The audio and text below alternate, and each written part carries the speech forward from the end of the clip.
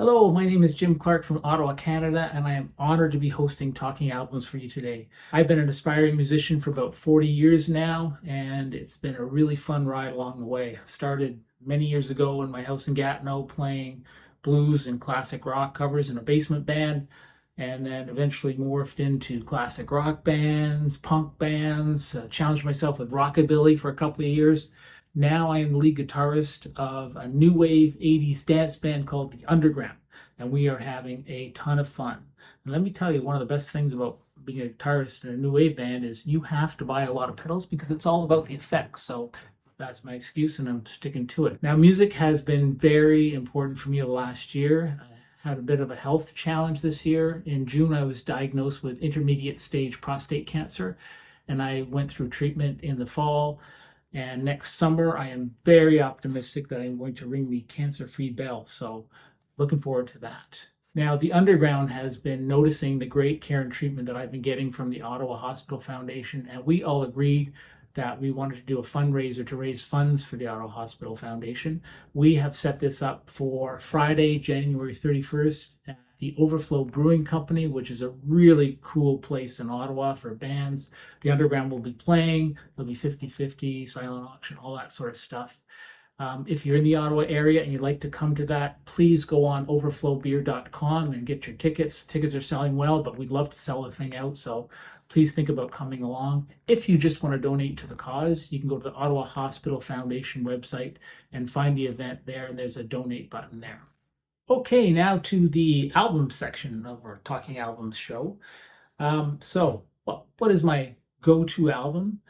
There's an album that every time I hear it, I just love it to this day. I bought it decades ago. Paul McCartney and Wings, Band on the Run.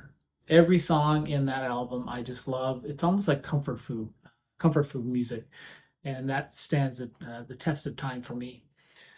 First album bought, Peter Frampton, Frampton Comes Alive. I love the live energy of that album, and I remember hearing the talkbox effect on Do You Feel Like We Do for the first time. I'm going, what the heck is that? And I just knew at some point in time I would be buying one of those effects and trying it out, which I did many years ago in a classic rock band when we played Sweet Emotion. So that's one of the few songs you can actually use that effect on. Album more people should check out, I would say anything by the Talking Heads. The Talking Heads were just an amazing band with such rhythm and groove and feel, and David Byrne is a genius. If you had to choose one, maybe Stop Making Sense, because that was done in a live setting, and that's a fantastic album. Albums that stand the test of time. Well, I have to mention one Rolling Stones album because Rolling Stones have been very influential for me over the years. I've actually played in a couple of Rolling Stones cover bands and had a ton of fun with that. But the very first Stones record that I listened to was a 1966 greatest hits album called Rolling Stones Big Hits, High Tide and Green Grass. And it had all the classics like Satisfaction, Get Off My Cloud.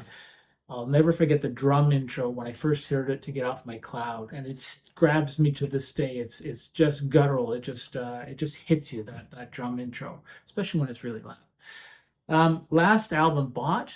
That is a very tough one because it's been decades since I actually bought an album. I don't know if I should say that on the show.